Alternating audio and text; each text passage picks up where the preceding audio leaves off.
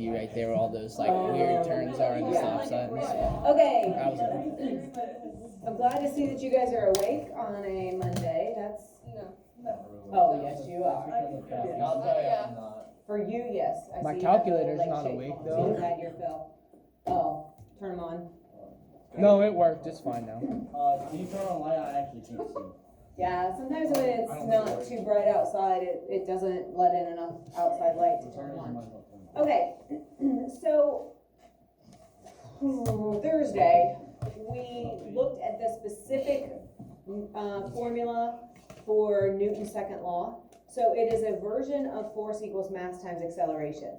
I told you that the hardest part with this is that there are different ways of representing the same thing.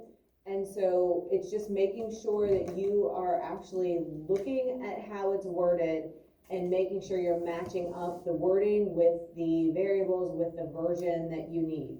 So our official equation that we're dealing with is weight, which is a force, mass, which is mass, and gravity, which is an acceleration.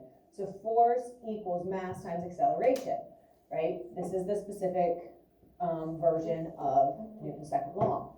But we also said that weight can sometimes be called the force of gravity, capital F for force, little g for gravity. Gravity is the acceleration due to gravity, and so sometimes we'll call it big A, little g, and so we will also sometimes see force of gravity equals mass times acceleration of gravity, and that's abbreviated like this. So this and Newton's second law are the exact same equations. It's just how specific or how are you actually naming those. I get it, it's stupid. I will say it. It's annoying that there are multiple ways to represent the same thing. It's just depending on the problem or depending on how it's set up, you might see it be called force of gravity or acceleration of gravity. You might just see it called gravity. You might just see it called weight.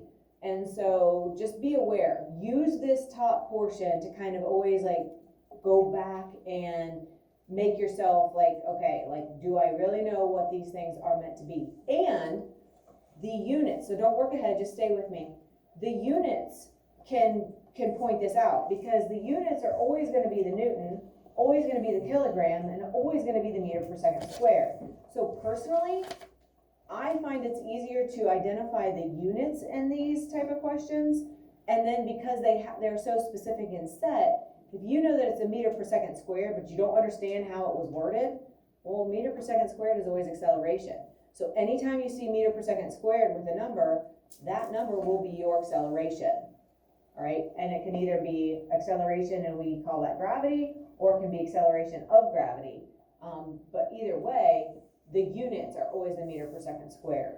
Same thing with mass. It's always going to be the kilogram and some version of the weight, or whether you call it force of gravity, that's a force. Force is always with the Newton. All right, so sometimes using the units are going to be more helpful in helping you identify because the wording might get confusing. So weight is measured in the Newton, and so we are going to fill that in here, right? That's our Newton. And mass is always going to be a kilogram. And gravity is going to be a constant of 9.8 meters per second squared, or just 10. Oops. There we go. Now, here on Earth, gravity is always 10. So even if the problem doesn't come right out and say it, if it feels like you're missing, like you don't have enough information given, you're probably forgetting that, hey, we already know what gravity is. And here on Earth, that acceleration is always going to be 10. If it is something other than being on Earth, or if you're in a simulation, or if it's talking about on the moon, somewhere like that, then it's going to give you additional information, and then you'll know what to do to find that gravity, or it'll come right out and tell you, hey, the acceleration of gravity on the moon is, this, or, it'll give you that. It'll say it's 1.63 meters per second squared, and then you would use that instead of 10. All right, but the majority of the problems, it's always going to just be 10 because we're here on Earth. Okay, so just like we always do, I need to calibrate here. We are going to underline things that are given to us, and we're going to circle what we're solving for. And again, that's the hardest part of this, is making sure that you are correctly matching up the variables with the numbers that are given. And I think using the units is actually the easiest way to make sure that you're identifying things correctly. So let's look at number 1. It says find the weight of a 30 kilogram object on Earth. Okay, notice how on the side I was nice to you.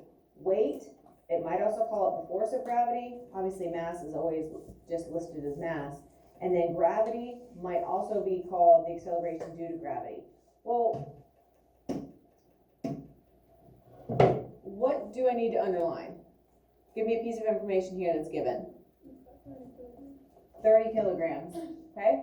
And give me what we're trying to solve for. Okay, so I circle weight. So those are the only two things that I have in there. So my weight is my question mark. And what is the 30 kilograms? Is that going to be my mass or is that going to be gravity, Brady? Mass. Okay, and the kgs tell you that. And then this is what I'm saying. It seems like we're one piece of information short. But if we're on Earth, what is the acceleration? 10. It's going to be 10. So gravity is 10 on Earth. Right? So we just set this up for our basic equation. We have now, instead of force, this is weight, which might also be F of G. And then we have gravity, which might also be, acceleration due to gravity, big A, little g. So, if I cover up weight, it is going to be what? Brookston? Mass times gravity. Good. M times G. So then I just plug in my 30 times my 10, and what do you get? That was an easy one, right? And now, what are the units that go with weight? Layla? Good, because it's a force.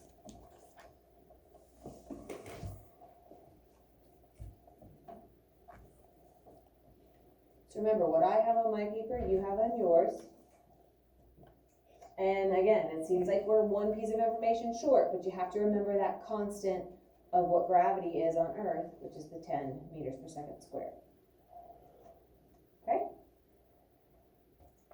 All right, so let's go to number 2.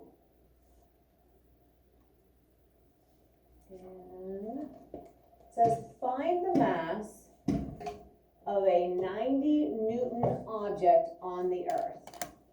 All right, so Dane, give me something that we need to underline. 90 Newton. Good, 90 newtons is given to us. What are we solving for here, Billy? Okay, so the mass is my big unknown, and the 90 newtons. Okay, so is 90 newtons going to be my W or my G? What does the Newton represent? Good, it's going to be our force. And so this is my 90, right? So again, it seems like we're one piece of information short, but we're here on Earth, so what is acceleration? Very nice. Okay, so we're going to set this equal to mass now, because that's what we're solving for. So I cover up mass, and what's it tell us to do? What's our equation going to be? What do you think, Caden? Good. So we're going to have W divided by G. And so I take my 90 divided by my 10. Very good. And we include the kg. Perfect. A lot of this math is really nice because we're dealing with 10. We're either dividing by it or multiplying by it. And so that makes it nice, friendly, easy numbers. So again, the math of this is very simple. A lot of times it's just making sure that you're understanding what is what. Okay, so this one says, number 3, a bowling ball has a mass of 19 kilograms. Find the force of gravity working on it in newtons. This is worded a little bit differently. What do you think? Kenna, give me something to underline. Okay, so the mass is 19 kilograms. Good. What are we solving for? Weight. Okay, so it says force of gravity, which we also know is weight. So those are interchangeable. So even though the wording says force of gravity, we know that it's really right here. So that's my unknown. My mass is 19. And here I have gravity is going to be what? 10. Still going to be 10. Good. So weight equals mass times gravity.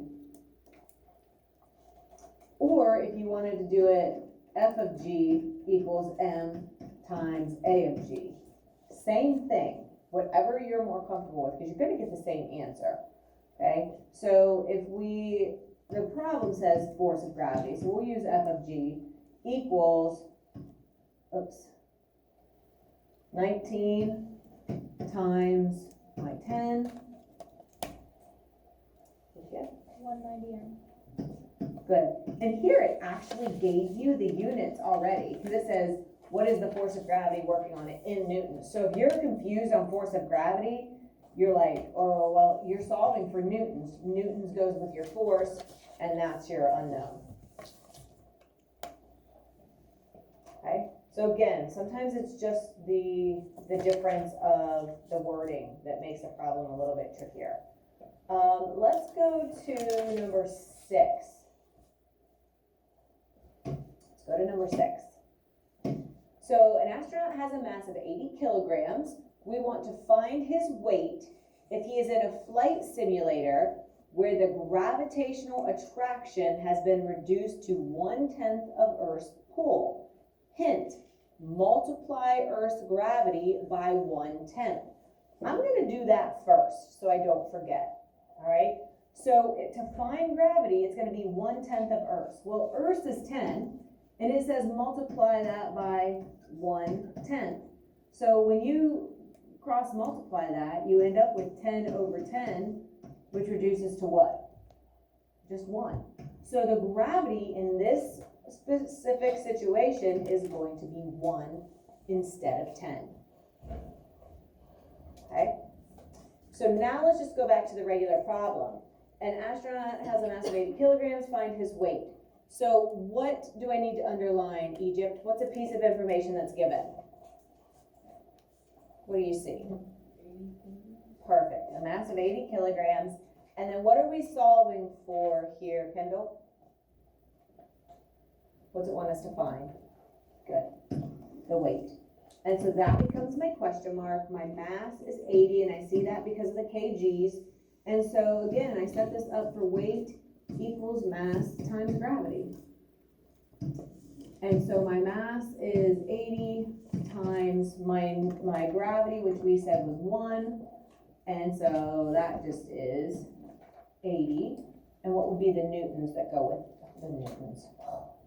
Say what was going to be the units. Sorry. The newton.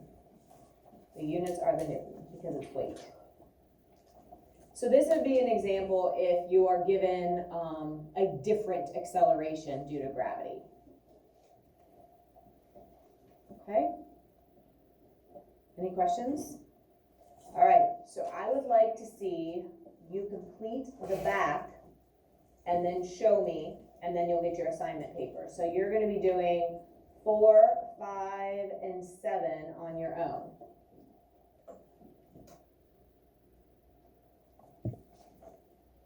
Four, 5, and 7.